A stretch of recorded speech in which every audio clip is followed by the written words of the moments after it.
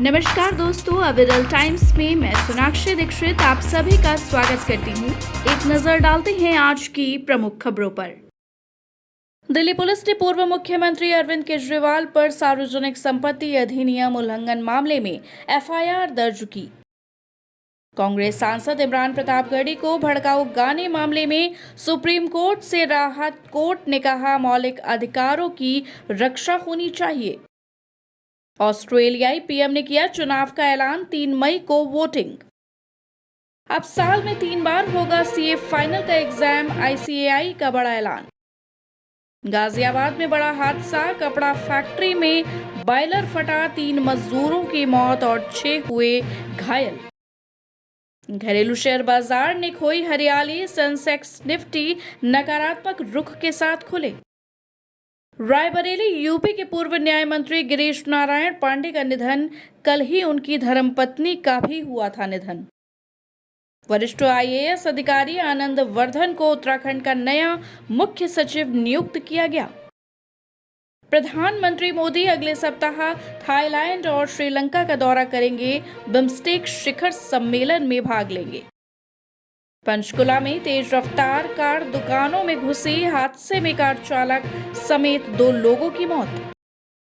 मुश्किल में पड़े एक्टर श्रेयस तलपड़े, करोड़ों के फ्रॉड का आरोप, दर्ज हुआ मुकदमा। यूपी के बाराबंकी में तैनात जिला जज पंकज कुमार सिंह का हृदय गति रुकने से निधन। नेपाल में राजशाही समर्थक संगठनों ने सरकार को 1 हफ्ते का अल्टीमेटम दिया। अगर सरकार उनके साथ समझौता नहीं करती है तो आंदोलन तेज हो जाएगा। कांवड़ियों की तरह नामाजियों पर भी हेलीकॉप्टर से हो पुष्प वर्षा, संभल में सपा नेता ने सीएम योगी से की मांग। रामजीलाल सुमन मामले में मायावती ने सपा को घेरा, गेस्ट हाउस कांड की दिलाई याद। अमेजॉन और फ्लिपकार्ट के कई शहरों के गोदामों पर छापेमारी, बड़ी मात्रा में मिला घटिया और नकली सामान।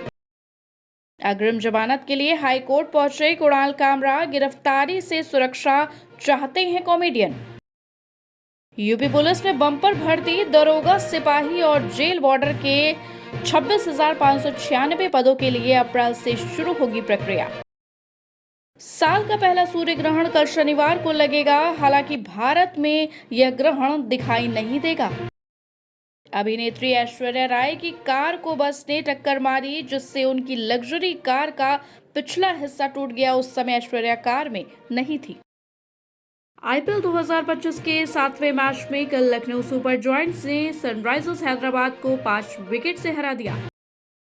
आईपीएल 2025 का 8वां मैच रॉयल चैलेंजर्स बेंगलुरु यानी कि आरसीबी और चेन्नई सुपर किंग्स यानी कि सीएसके के बीच आज खेला जाना है। आईपीएल के बाद भारतीय टीम का अगला दौरा इंग्लैंड के खिलाफ 5 टेस्ट मैच की सीरीज के लिए जून मध्य में होगा।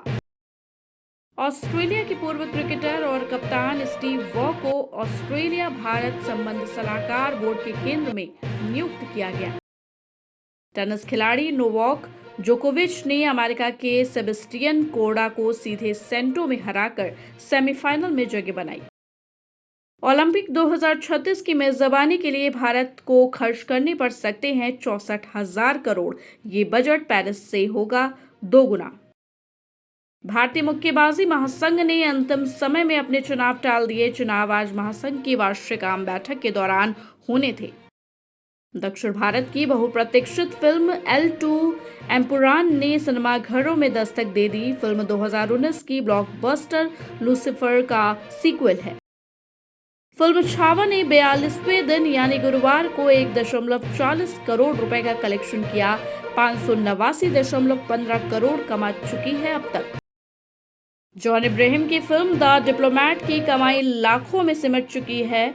4 करोड़ रुपए अपनी शुरुआत करने वाली फिल्म की कमाई में लगातार गिरावट जारी है। गर्मी की दस्तक से पहले एसी के दाम में 5% का इजाफे की संभावना, टैरिफ और रुपए की गिरावट बन सकती है कारण। अगस्त तक आरबीआई रेपो दरों में 3 बार में 0.75% कटौती कर सकता है। इससे पहले फरवरी में 0.25% की कमी की थी। भारतीय स्टेट बैंक ने देश भर में एटीएम का संचालन कर साल 2019 से 20 से 2023 से 24 के बीच 5 वर्षों में करीब 2043 करोड़ रुपए की कमाई की। मणिपुर में सुरक्षा बलों ने अलग अलग ऑपरेशंस में 4 उग्रवादियों को गिरफ्तार किया। भारी मात्रा में हथियार भी बरामद। गोवा में एक रंग में दिखेगी सरकारी इमारतें, रंग को लेकर सीएम बोले कि इमारतों का रंग भगवान नहीं होगा। पुणे पोर्श केस में 2 निलंबित पुलिसकर्मियों को बर्खास्त करने की सिफारिश की गई। नितिन गडकरी ने कहा, भारत 5 साल के भीतर इलेक्ट्रिक वाहन अपनाने में अमेरिका से आगे निकल जाएगा। नितिन गडकरी ने कहा कि भारत का राजमार्ग नेटवर्क 2 साल में अमेरिका से भी बेहतर हो जाएगा। गुजरात के वापी में साल 2004 में उद्योगपति के बेटे का अपहरण कर 5 करोड़ की फिरौती और हत्या के जुर्म में सीआईडी क्राइम ने अंडरवर्ल्ड डॉन बंटी पांडे को गिरफ्तार किया। ऑक्सफोर्ड विवि में पश्चिम बंगाल के सीएम ममता बनर्जी का विरोध, आरजीकर मेडिकल कॉलेज और चुनाव के बाद हिंसा को लेकर।